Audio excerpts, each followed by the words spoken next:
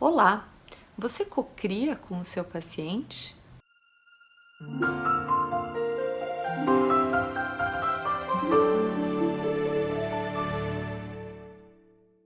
É, isso mesmo, cocriar. Essa é a palavra na era da experiência de pacientes. Eu sou a Kelly Rodrigues, CEO e fundadora da Patient Centricity Consulting, que é a primeira empresa especializada em experiência do paciente no Brasil.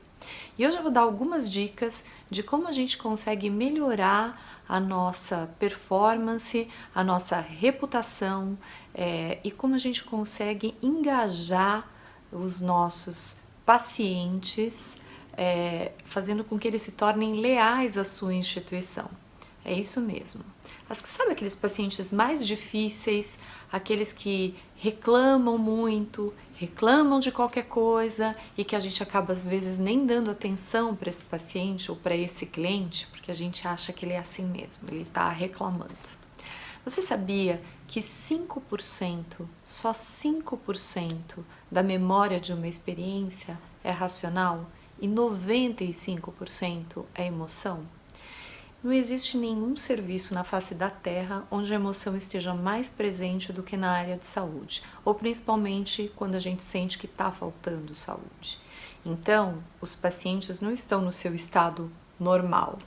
E aí, quem precisa estar no seu estado normal, com muita paciência, somos nós, os profissionais que os atendem. Então, primeiro a gente precisa entender isso.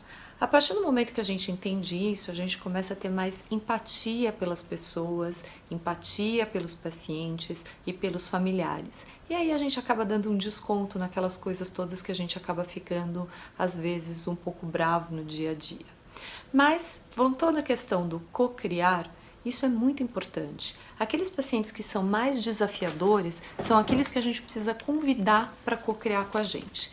Eu vejo hoje uma tendência das instituições de saúde a estruturarem conselhos de pacientes. E eu vou dar um conselho para vocês. Não estruturem conselhos de pacientes se vocês ainda não tiverem uma maturidade cultural dentro da instituição para isso. A gente não tem como começar a envolver o paciente em todos os processos, em todas as questões, se a gente ainda não tem essa maturidade dentro da instituição. Então, primeiro a gente precisa começar a criar essa entrada do paciente para cocriar com a gente. Então, antes de estruturar um conselho de pacientes, faça grupos focais com os pacientes, tragam os pacientes para discutir determinadas questões com vocês e comece um exercício de cocriação. Depois disso, depois da instituição estar mais preparada no assunto, os colaboradores também, aí sim a gente estrutura formalmente um conselho de pacientes. Eu dou o seguinte exemplo, né? Como a gente acha que a gente envolve o paciente, como a gente acaba não fazendo isso. A gente tem uma visão da instituição muitas vezes de dentro para fora e não de fora para dentro. E é isso que a gente precisa, esse olhar que a gente precisa começar a trazer.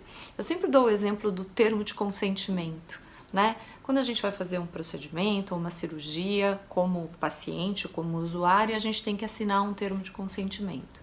O termo de consentimento, na maior parte das vezes, ele acaba sendo um instrumento jurídico para salvaguardar a instituição e o profissional de saúde, mas o paciente pouco entende do que está escrito ali.